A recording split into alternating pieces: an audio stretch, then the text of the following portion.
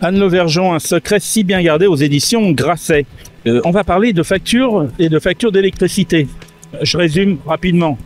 Bah oui, votre facture d'électricité, celle de tous les Français, a augmenté de plus de 120% en moins de 10 ans. Ça n'a rien à voir avec l'inflation, c'est quelque chose de terrible.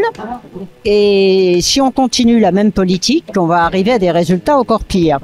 Alors que l'électricité, aussi bien pour les gens modestes en état de précarité que pour les grosses entreprises industrielles et tous ceux qui sont entre les deux, la facture d'électricité, ça pèse énormément dans le pouvoir d'achat, dans la compétitivité.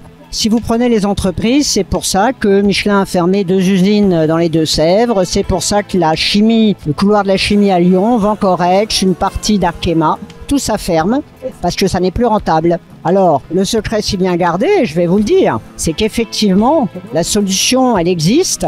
EDF utilise à 67% ses réacteurs nucléaires en France. Les meilleurs du monde font 95%. On pourrait donc faire 30% de plus gratuitement, sans... Oui, mais alors ça s'appelle pas politiquement correct.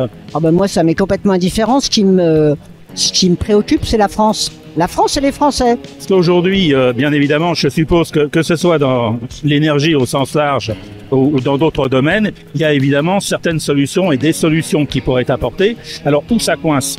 Ça coince dans le fait que les ministres de l'environnement successifs, pour la plupart d'entre eux, étaient anti-nucléaires. C'est le cas d'ailleurs de la dernière nommée dans le gouvernement Le Cornu 2, ce qui pose quand même un petit sujet, puisque officiellement on est pro-nucléaire. C'est absurde, on va acheter du photovoltaïque chinois, on va mettre des éoliennes dans des sites réputés, alors même qu'on a déjà investi. Alors je suis pas du tout contre le photovoltaïque, le solaire, l'éolien, mais la rationalité, le pays de Descartes et de Montaigne, c'est quand même d'utiliser l'investissement déjà fait avant d'en faire de nouveau, que le consommateur d'électricité va payer à 100%. Alors, est-ce que c'est que politique, et dans le sens politique du mot, du terme, ou est-ce que c'est du chantage, je te donne ça, tu me donnes ça, je te donne mon pétrole, tu me donnes ton électricité, je te donne mon électricité, je te donne mon eau? Je pense que du côté EDF, c'est quand même une perte de compétences, et du côté politique, c'est...